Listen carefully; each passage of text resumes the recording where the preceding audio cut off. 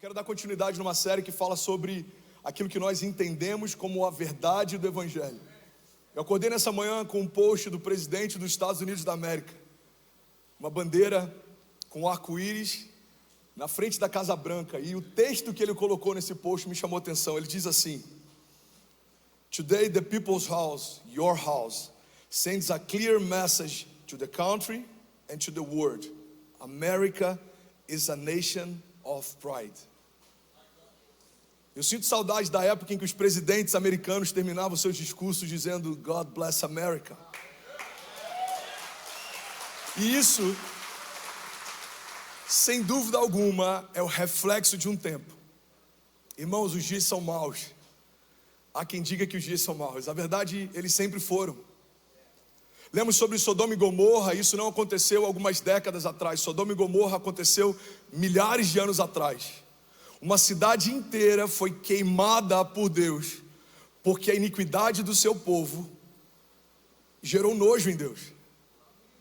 Lemos sobre o dilúvio, e muitas vezes a gente é impactado pelo fato de um homem ter construído uma barca, mas nem sempre nos atentamos ao fato de Deus ter resetado toda a criação, porque se enojou daquilo que viu. Os dias são maus, na verdade, desde que o pecado entrou na criação, sempre foram maus. Mas nós, como igreja, carregamos a única mensagem capaz de mudar uma geração, de ressuscitar mortos, de restaurar casamentos. E essa mensagem é: a despeito dos tempos, Deus continua sendo bom. A verdade é que a bondade de Deus, ela não coexiste com a maldade dos homens. Se assim fosse, não teríamos sido expulsos do jardim quando pecamos. O nosso pecado nos afastou de Deus, mas o sangue de Jesus nos trouxe de volta para perto dele. E é por isso que a gente pode falar com liberdade sobre santidade. Isso é um convite de Deus para nós: sejam santos como eu sou santo. E o tema da mensagem de hoje é exatamente essa: santidade é para todos. Estamos vivendo dias difíceis.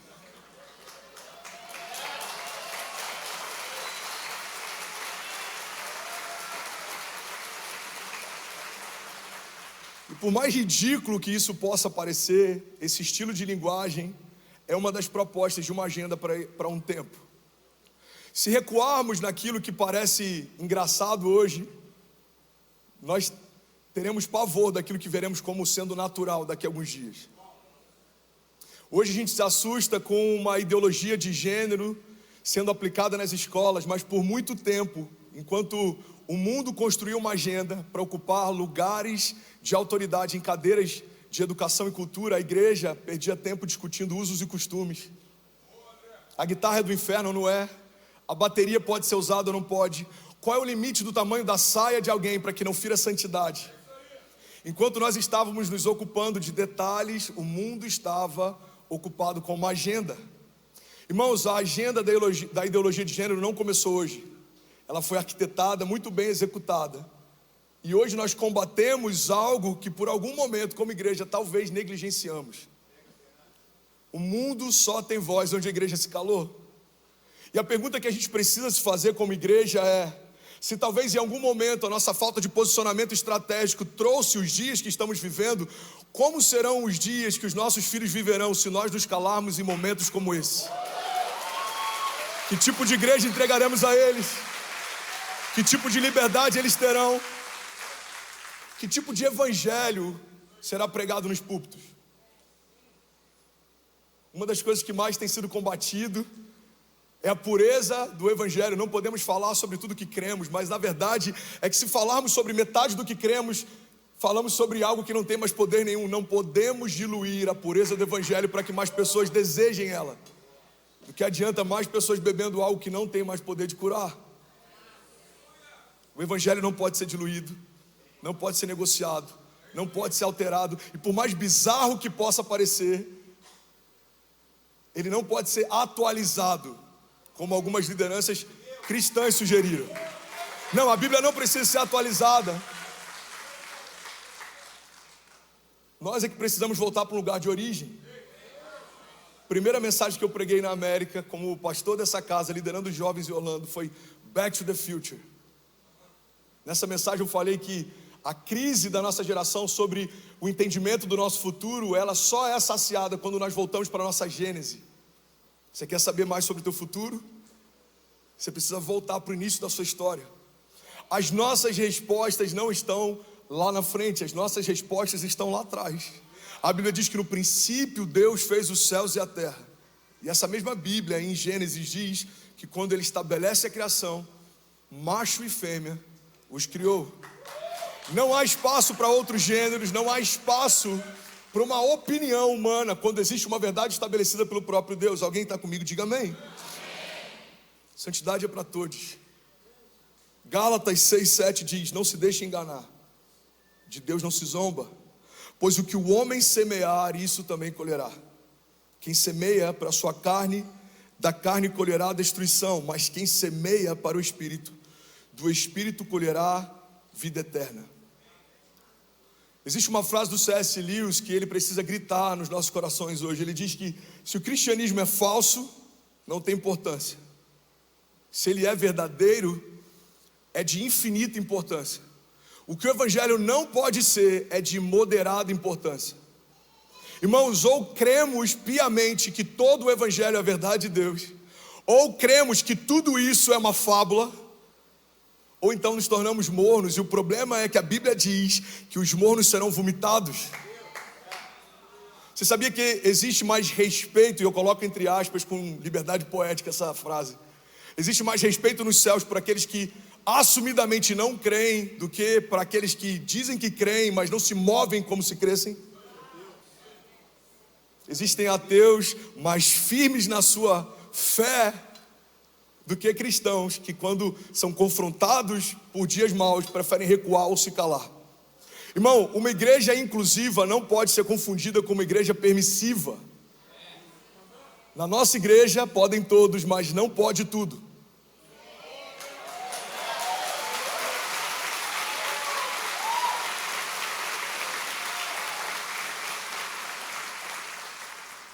E os dias que a gente está vivendo são tão loucos que um fundamento como esse, muito bem estabelecido, ele se torna algo arrogante. Ele é mal compreendido, mal visto. É uma igreja que está fechando as portas para o pecador. Não. É uma igreja que não negocia com o pecado.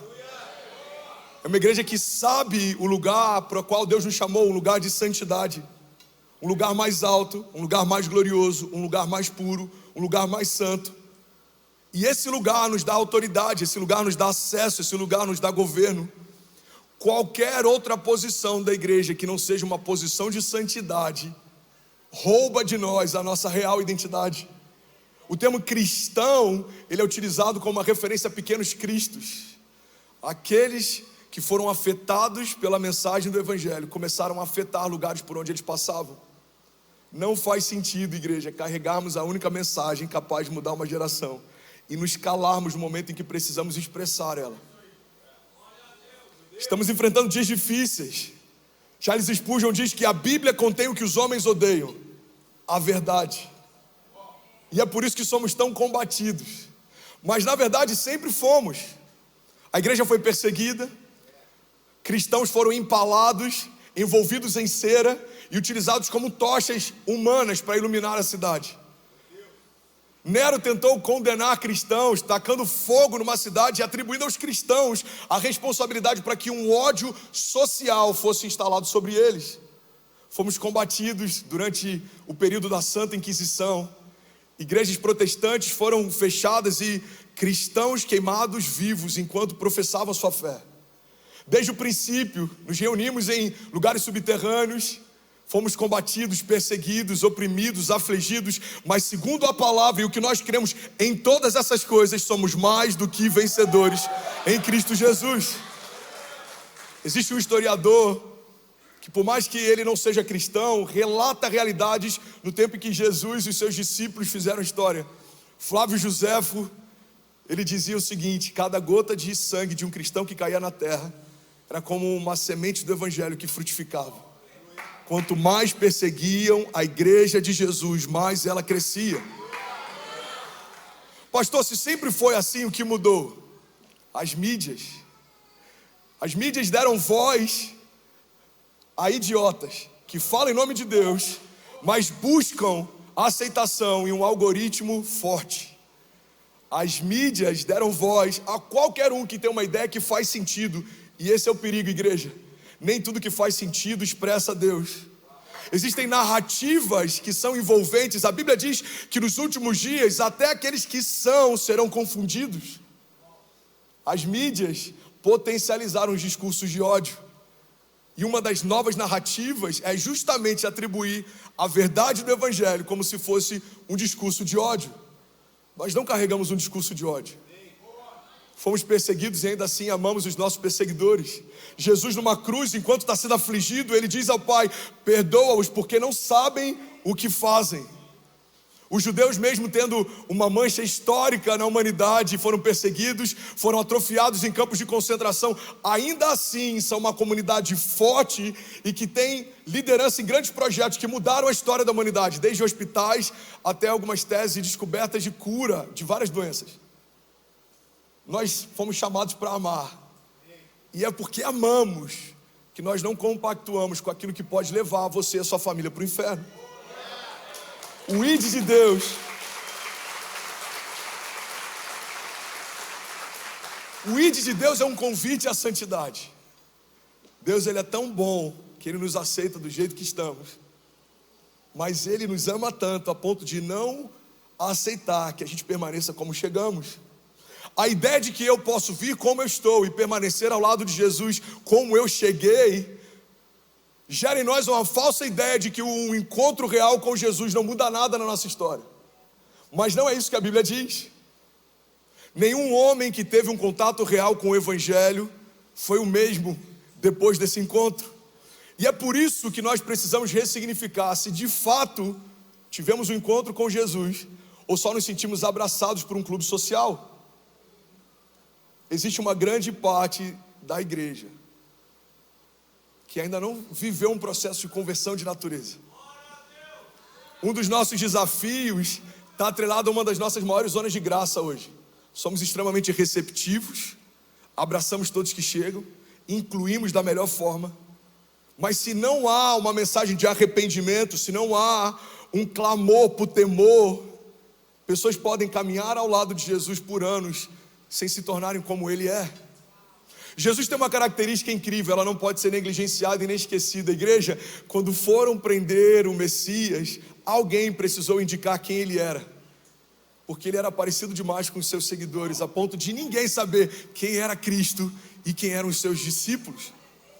É para esse lugar que Deus tem nos chamado.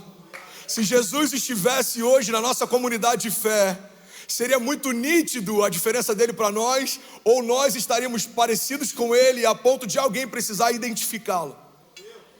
É para esse lugar que nós fomos chamados. Eu não lembro o autor, mas essa frase impactou durante a liderança de jovens. O motivo pelo qual o nosso evangelismo fracassa muitas vezes é porque não parecemos com Cristo que professamos. Somos mais de 9.000 pontos conectados agora e somos alguns milhares como igreja. E uma das coisas que a gente mais tem ouvido nesses dias, principalmente depois do posicionamento do nosso pastor: vocês não se preocupam que esse posicionamento possa afastar pessoas de Deus? Alguns nos condenam por falar a verdade. Se falarem isso, vocês vão afastar pessoas da igreja. Na verdade, se falarmos mais sobre isso, afastaremos pessoas do inferno.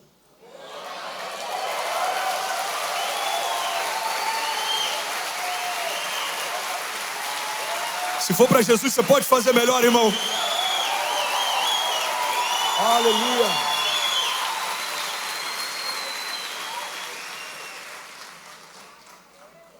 Se falarmos mais sobre isso, afastaremos pessoas do inferno.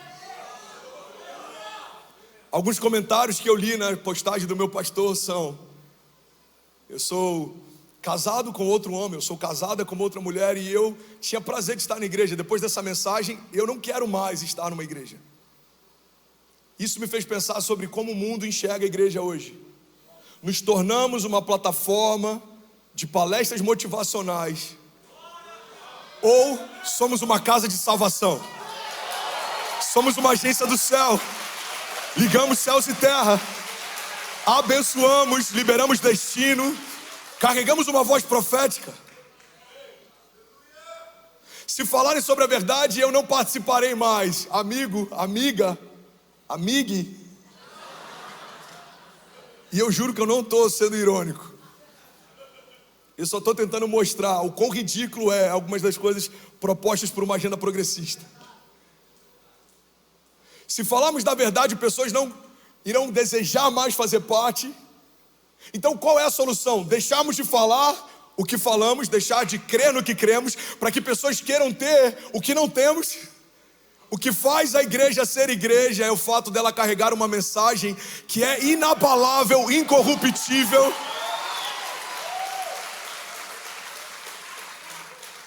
Qualquer outra expectativa diferente dessa, a igreja não pode suprir e não deveria desejar suprir. A única expectativa que devemos pautar a nossa agenda é alegrar o coração de Deus e fazer o que Ele pedir para que fizéssemos. O Evangelho, irmão, é uma boa nova. Apocalipse é uma carta extraordinária. O juízo de Deus é algo que não é ruim, ele é bom. O que muda, pastor, daqueles que têm medo de Apocalipse, têm medo do juízo, daqueles que não se alegram com as boas novas, a perspectiva. Apocalipse, ela gera medo naqueles que não creem que são salvos, mas ela gera alegria naqueles que sabem que o Senhor vai nos buscar.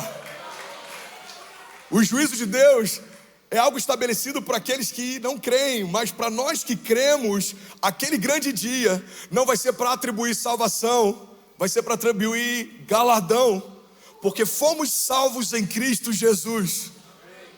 Quando chegarmos diante do tribunal de Deus, não seremos novamente sentenciados ou julgados. Já fomos sentenciados e em Jesus o julgamento já foi pago. Seremos recompensados. O juízo não é um problema.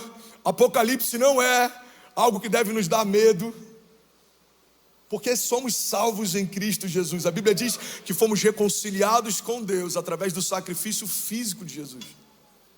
Mas não só isso, recebemos também o ministério da reconciliação, pelo qual clamamos: reconciliem-se com Deus. E a Bíblia diz que quando dizemos isso, é como se o próprio Deus falasse através de nós. Romanos 6,23 diz: porque o salário do pecado é a morte, mas o dom gratuito de Deus é a vida eterna, por Cristo Jesus, o nosso Senhor. Irmão, não podemos revelar um evangelho parcial, ele não salva. Não podemos apresentar um Cristo parcial, ele não é o Cristo real. Não podemos apresentar Jesus como Deus e não como homem. Não podemos apresentar Jesus como Salvador e não também como Senhor. Não podemos apresentar um Jesus morto na cruz e não um Jesus ressurreto depois de 3 dias. Porque metade de quem Jesus é não nos dá acesso à vida plena em Deus. Um pouco de evangelho com um pouco de graça, um pouco de lei com um pouco de graça é como graça nenhuma e é como lei nenhuma. Se misturarmos para cabermos, deixamos de ser o que Deus nos chamou para sermos. Somos povo de Deus, chamado pelo nome dele. A Bíblia diz: se o meu povo, que se chama pelo meu nome, se humilhar e clamar a mim, buscar a minha face, se arrepender dos seus maus caminhos, eu, Senhor, ouvirei dos céus, perdoarei os seus pecados e sararei a sua terra. Irmão, biblicamente não há salvação para aqueles que decidem se manter numa vida de pecado. A verdade é que nem todos serão salvos. Nem todas, nem todos, nem todes serão salvos. Não é um desejo meu e não sou eu quem julgo, é o que a Bíblia diz. O pastor já falou sobre isso na primeira pregação, mas para que não fique incompleto o nosso posicionamento, eu quero lembrar nessa segunda pregação que não estamos expondo as nossas opiniões e ideias. Estamos expressando o que a palavra diz. Quando alguém te pedir opiniões, dê fundamentos. O que você pensa sobre o movimento? Eu vou dizer o que a palavra diz sobre. O que você pensa sobre um casamento homoafetivo? Eu vou dizer o que a palavra diz sobre. Porque a verdade, irmão, é que a minha opinião, ela não importa. Daqui a algumas décadas ela não vai pulsar mais. Mas as palavras do Senhor, elas não passarão. A Bíblia diz: podem todas as coisas passar, mas as minhas palavras não passarão, diz o Senhor. Igreja, quando falamos sobre o que a Bíblia diz a respeito de santidade e salvação, não estamos empurrando pessoas para o inferno. Estamos tentando puxar pessoas de lá. Elas já estão lá. André, eu acho que agora você foi longe demais. Como você pode afirmar que alguém está no inferno? Não, eu não estou afirmando nada. A Bíblia diz em Colossenses 1,12: dando graças ao Pai, que nos tornou dignos de participar da herança dos santos no reino da luz, pois Ele nos resgatou do domínio das trevas e nos transportou para o reino do seu Filho amado, em quem temos a redenção, a saber, o perdão dos pecados. Se a Bíblia diz que quando confessamos Jesus como nosso Salvador, temos acesso à herança dele nos santos e nos tornamos parte do seu reino, precisamos entender que a Bíblia também diz que fomos resgatados do inferno para o reino da luz. Irmão, eu não sei se está claro para todo mundo, mas se a Bíblia diz que Jesus me resgatou do inferno, a Bíblia está deixando claro que eu estava lá. Logo, a Bíblia dá margem para entendermos que aqueles que ainda não foram resgatados, ainda estão lá. Alguns dizem, se pregarmos isso, empurraremos pessoas para o inferno. Não, eles já estão lá. Se pregarmos isso, tiraremos pessoas de lá. A Bíblia diz que as portas do inferno não prevalecerão contra a igreja. Hebreus 12:28 diz assim: portanto, já que estamos recebendo o reino inabalável, sejamos agradecidos e assim adoremos a Deus de modo aceitável, com reverência e temor, pois o nosso Deus é fogo consumidor. Igreja, não vão nos calar. Já tentaram fazer no passado, não tiveram sucesso. Estão tentando fazer hoje, não terão sucesso. Tentarão fazer com os nossos filhos. Nós declaramos, não terão sucessos também na geração deles. Mas precisamos gastar tempo investido na defesa da fé e do Evangelho. Existe uma agenda do inferno, existe uma agenda progressista, existe uma agenda que tenta relativizar tudo. E sabe qual é o problema? É que eles têm uma boa narrativa, porque por não ter uma verdade, gastam muito tempo investindo em discursos. Se nós que não temos força no discurso, não gastarmos tempo com a verdade, seremos encontrados fracos no dia do confronto. A verdade é o que sustenta a igreja, a verdade é o poder da igreja. Aquilo que para o mundo é loucura, para nós que cremos, é o poder de Deus. Existe uma cultura do cancelamento, e essa cultura é do inferno, mas ela não é nova. O algoritmo tornou mais palpável, mais visível, mais claro essa cultura. Mas Jesus enfrentou ela. Inclusive, Jesus foi morto por causa dela.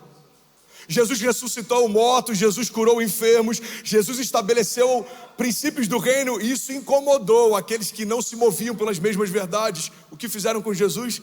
Cancelaram a voz dele. O que o inferno não sabia é que a morte de Jesus não era o fim de uma revolução, era o início dela. Mataram o nosso rei, mas ao terceiro dia ele ressuscitou. A política do cancelamento é assustadora, não pela força que ela tem, mas como pessoas têm recuado a partir do que ela propõe. Eu tenho um alerta para a igreja. Você está comigo? Diga amém.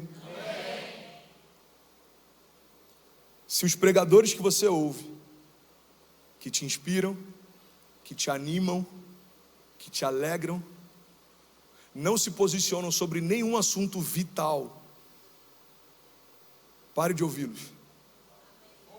São covardes, egocêntricos,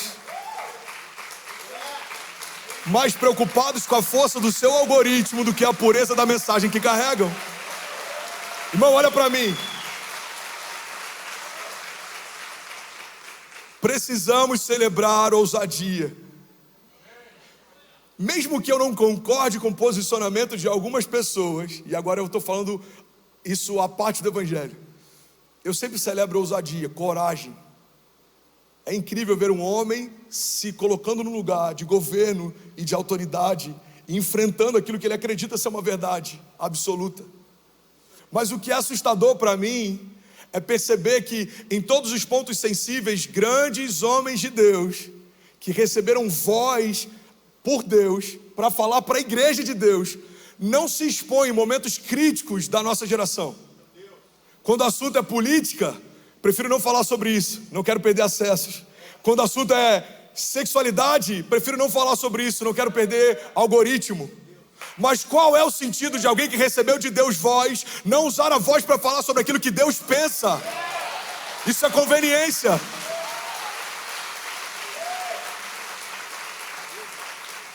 Covardes. Falamos sobre Martin Luther King porque quando havia uma segregação racial, colocou sua vida em risco para defender o que acreditava. Falamos sobre grandes homens que fizeram a história porque se colocaram em risco para defender o que acreditavam. Hoje, celebramos pessoas que sequer se expõem para defender o que acreditam. Você vai ler os comentários, grande parte da igreja apoia o posicionamento do nosso pastor, mas ainda assim tem alguns cristãos que acham que a gente foi longe demais. Como iremos ajudar pessoas a descobrir a sua real identidade se como igreja estamos vivendo uma crise de identidade? O que é a igreja? A igreja é uma agência dos céus na terra. Como os céus se movem debaixo de pureza e santidade. Logo, nenhuma mensagem que não carregue isso faz parte do evangelho que cremos. Pode ser qualquer coisa, menos evangelho. O evangelho fala sobre arrependimento. Igreja, não há avivamento sem que haja arrependimento. Não há avivamento sem que haja temor. Não há avivamento sem que haja o novo de Deus. O novo é uma ruptura com o velho, deixando as coisas que para trás ficaram. Nós avançamos em direção ao novo de Deus. Recebemos uma nova natureza. E a partir dessa nova natureza nos tornamos uma nova criatura. Nem todos são filhos de Deus. Isso é um ditado que se tornou uma verdade entre o povo brasileiro principalmente. Não somos todos filhos de Deus. Somos todos criatura dele. Os filhos de Deus são aqueles que carregam a vida de Deus dentro de si. Isso precisa fazer diferença. Nunca crescemos tanto como igreja. Nunca fomos tão numerosos, nunca tivemos tanto acesso, nunca tivemos tanta liberdade. E a pergunta que a gente vai precisar responder para a história é: o que fizemos com isso? Estou quase finalizando, mas eu queria compartilhar com você uma frase de Charles Spurgeon que diz: chegará um dia em que no lugar de pastores alimentando as ovelhas haverá palhaços entretendo os bodes. Existe uma cultura de cancelamento calando a voz profética da igreja. Se deixarmos de profetizar porque estamos acuados, estamos como o profeta no dia de Jezabel. Jezabel diz: se ele continuar fazendo o que faz, falando o que fala, eu quero a cabeça dele numa bandeja de prata. Vivemos um tempo em que Jezabel usa muito bem redes sociais. E o problema é que muitos profetas estão se escondendo quando deveriam se posicionar. Sim, nós cremos que macho e fêmea são os únicos gêneros estabelecidos por Deus. A Bíblia fala sobre isso. Não, nós não aceitamos sexualização dos nossos filhos. Nós não aceitamos o aborto como política de Estado. Nós não aceitamos ideologia de gênero como doutrina nas escolas. Nós não aceitamos a relativização da fé. Nós não vamos nos calar, nós não vamos parar. E as portas do inferno não prevalecerão contra a igreja. Será que você pode dar um brado de liberdade no seu lugar? Aleluia! Aleluia! Martin Luther King diz: o que me preocupa não é o grito dos maus, é o silêncio dos bons. A verdade, irmão, que se tem algum crédito que devemos dar ao inferno é que eles fazem muito bem o seu trabalho. O inferno não brinca de ser inferno. A igreja não pode brincar de ser igreja. Olhamos para alguns levantes e falamos: uau, o inferno está furioso. Sempre foi. Mas o inferno precisa olhar para a igreja e falar: uau, a igreja está gloriosa. Sempre fomos. 2 Timóteo 4:2 diz: prega a palavra, esteja preparado a tempo e fora de tempo, repreenda, corrija, exorte com toda paciência e doutrina, pois virá o tempo em que não suportarão a sã doutrina. Pelo contrário, sentindo coceira nos ouvidos, segundo seus próprios desejos, juntarão mestres para si mesmos, e eles se recusarão a dar ouvidos à verdade, voltando-se para as fábulas. Irmão, há algum tempo esse texto foi escrito, e nós estamos vivendo dias como esse, em que aqueles que não querem ouvir o que a Bíblia diz, ajuntarão para si aqueles que dizem o que eles querem ouvir. Se você parar para ouvir algumas mensagens que se dizem mensagens evangélicas, e alguns pastores que se dizem pastores evangélicos, hoje você consegue ter todo tipo de narrativa. Alguns defendem, inclusive, a agenda progressista. Alguns homens que cantaram músicas, que marcaram uma geração, hoje se tornaram chaveirinhos de uma agenda de libertinagem. Quando eu ouço alguns deles falarem, eu lembro quando a palavra fala sobre um sino que bate e ele não ressoa, sabe? Eles continuam falando, mas a voz deles não tem mais peso. Isso é algo que me gera temor. Eu não quero continuar falando em algum tempo, mas Deus não colocar peso nas palavras que saem da minha boca. Somos a agência dos céus na terra, não podemos nos calar. Temos autoridade para ligar e desligar, e é para esse lugar que nós fomos chamados. Temos a responsabilidade de defender a fé. Romanos 1,16 diz: não me envergonhe do evangelho, porque ele é o poder de Deus para a salvação de todo que crê. Irmão, o evangelho não é sobre o que eu penso, o evangelho é pautado naquilo que Deus fala. A W. Tozer diz: a igreja tem um compromisso de defender a verdade bíblica em um mundo repleto de relativismo e engano. A ideologia de gênero quer questionar o óbvio. Existe agora um leque de gêneros e você pode escolher qual deles faz parte da sua identidade. Existem pais dando nomes neutros aos filhos para que quando cresçam escolham qual é o gênero que tem. Irmãos, Deus já escolheu o gênero do seu filho. E quando os meus nasceram, eu usei uma técnica milenar para saber qual gênero eles tinham. Você só precisa olhar para o que está no meio das pernas deles, e você vai saber qual o gênero que Deus escolheu. Minha primeira filha nasceu fêmea, meu segundo filho nasceu macho. É uma técnica milenária e muito simples. Todas as vezes que o homem tenta se colocar na posição de Deus, algo bizarro acontece. André, qual é o meu gênero? Você sabe. Quem te fez sabe. O salmista diz: quando eu ainda era informe no ventre da minha mãe, o Senhor me conhecia. Antes que a palavra chegue à minha boca, o Senhor já sabe o que eu vou falar. Todos os meus dias foram escritos pelo Senhor no seu livro, antes de qualquer um deles existir. Gênesis 1:27 diz: Deus, portanto, criou os seres humanos à sua imagem, a imagem de Deus o criou, macho e fêmea os criou. Eu quero finalizar, e eu preciso falar sobre o último tópico. Alguém recebeu algo de Deus aqui nessa manhã? Isaías 5:20 diz: ai dos que chamam ao mal de bem e ao bem de mal, que fazem trevas luz e fazem da luz trevas, que fazem do amargo o doce e fazem do doce o amargo. A verdade, irmãos, é que o mundo moderno criou mulheres com medo de serem mães e homens com medo de serem homens. E o nosso grito como igreja hoje é: deixem as nossas crianças em paz. Você pode declarar isso com autoridade? Você pode levantar suas mãos e declarar isso. Diga: deixe as nossas crianças em paz. Fica de pé no seu lugar, eu vou finalizar agora. Essa semana eu conversei com uma ovelha, e eu disse para ele: eu vou pregar em Orlando, e por um acaso, ou pelo destino, ou por um propósito, eu caí no meio da série No Pride. Eu falo isso com liberdade porque estamos na América. E aqui a gente ainda tem liberdade para falar isso sem ser sancionado, coagido ou perseguido. Eu falo como residente da Flórida. Eu falo como alguém que é pai de cidadãos americanos também.